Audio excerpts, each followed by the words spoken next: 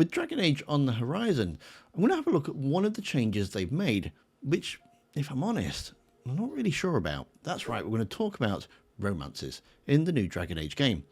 And you're going to be able to romance anybody you choose within your party.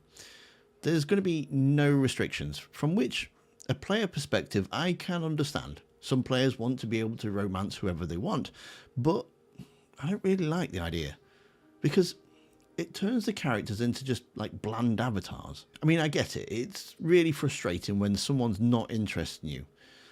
Absolutely, but that's life. Would my human Noble Inquisitor like to have had a bit of mischief with Sarah? Absolutely, but she's only interested in female Canaries. Would a younger Tim like to have had a game of hide the sausage with Kelly from HR?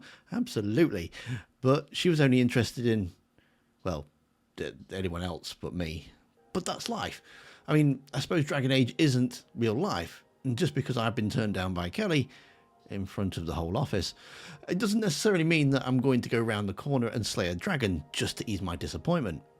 I think the problem I find with having romanceable options for everybody is that it takes away the chase. In Dragon Age Inquisition, if you show an interest in Cassandra and then show an interest in somebody else, Cassandra will actually call you out for it. In Dragon Age Origins, if you play a game properly, you can spend time with the characters, get to know them, work out their likes and their dislikes, just like in real life. Maybe make a connection and fall in love. Or you can just cheese the system by showering them with gifts. But that's not the point. Point is that Morrigan isn't interested in women, Alistair isn't interested in men, and Liliana is so sexually frustrated from being in the Chantry so long, she's ready to jump anybody's bones. And on the topic of gifts, each character has their own preferences, just like real life. If you get to know them, well, you can work out what would be a nice gift for them. And yes, it does help improve the relationship. I probably should have worked that bit out before I gave my wife a new mop. But in my defence, we actually did need a new mop. Dragon Age 2 went a step further and made a fan favourite Varric completely unavailable for romance. I mean, technically they did this with Wynne and Sten in Origins, but, well, Wynne is supposed to be a grandmother of the group, and yes, I know some people do like the more mature ladies, but that's not for me, and it never crossed my mind to try and flirt with her. As for Sten, well, he's a man of many words, and so getting anything more than a "why" out of him is quite a challenge. Plus, I'm pretty sure it's against some code or something or other. But Varric is different. Because he's so well written, the chances are you're going to have him around quite a bit. Plus, he's rocking some pretty impressive chest hair. Sorry.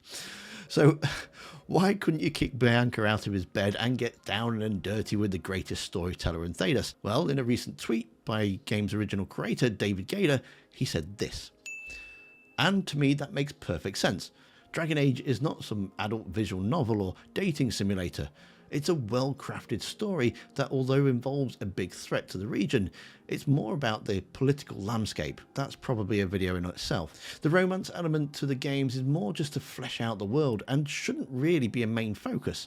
Not in my opinion anyway. And having characters with different preferences, that only gives you that ample opportunity then to replay the games and experience the story from new perspectives.